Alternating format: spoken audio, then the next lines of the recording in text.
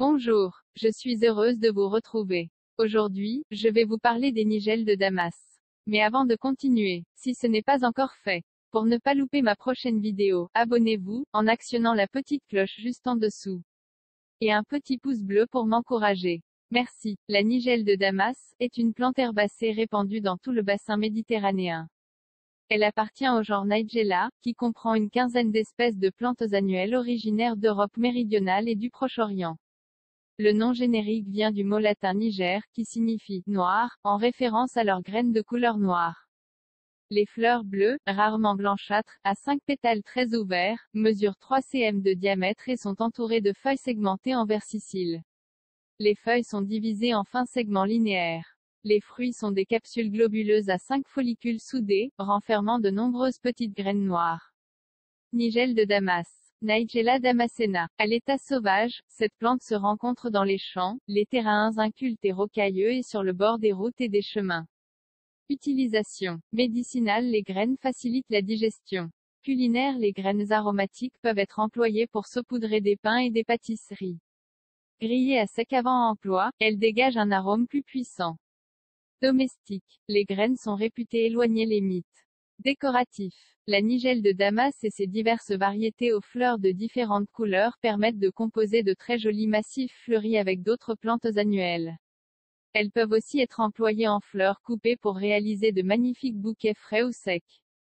Parmi les variétés les plus connues, il y a Miss Jekyll, aux fleurs double bleu ciel, Oxford Blue, aux fleurs bleu foncé, et Persian Jewels, qui combinent les couleurs blanche, rose, rouge rosé, mauve, bleu et pourpre. Il existe aussi une variété naine, à fleurs doubles, appelée kimono. Attention, il ne faut pas utiliser pour des usages médicinaux les graines de la nigelle de Damas à la place de celles de la nigelle cultivée, Nigella sativa. Culture. Nigelle de Damas. Nigella damascena renonculacée. Type. Plante annuelle rustique. Hauteur. 40 à 60 cm.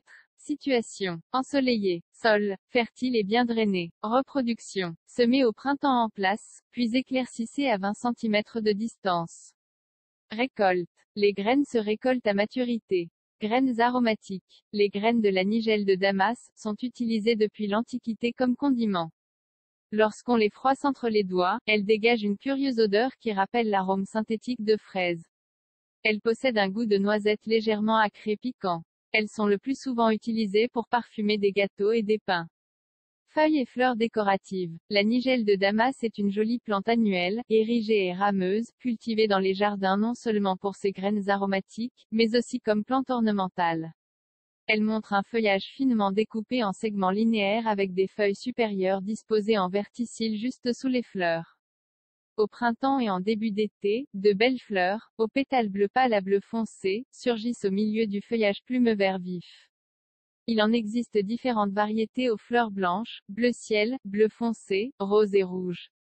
Le cumin noir. Originaire d'Asie mineure, la nigelle cultivée, Nigella saliva, souvent appelée cumin noir, est une espèce très proche de la nigelle de Damas.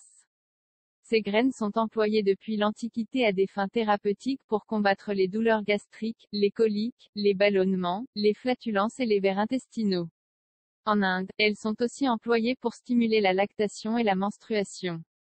Elles servent beaucoup dans la cuisine indienne, notamment pour parfumer des currys, des plats de légumes et des naan galettes indiennes, et elles entrent dans la composition de différents mélanges d'épices. Voilà, c'est fini pour aujourd'hui, j'espère que vous avez aimé mes explications, je serai heureuse de vous retrouver pour vous parler d'un autre légume, un fruit, une herbe, un arbre, ou une fleur. En attendant, je vous dis à bientôt et portez-vous bien.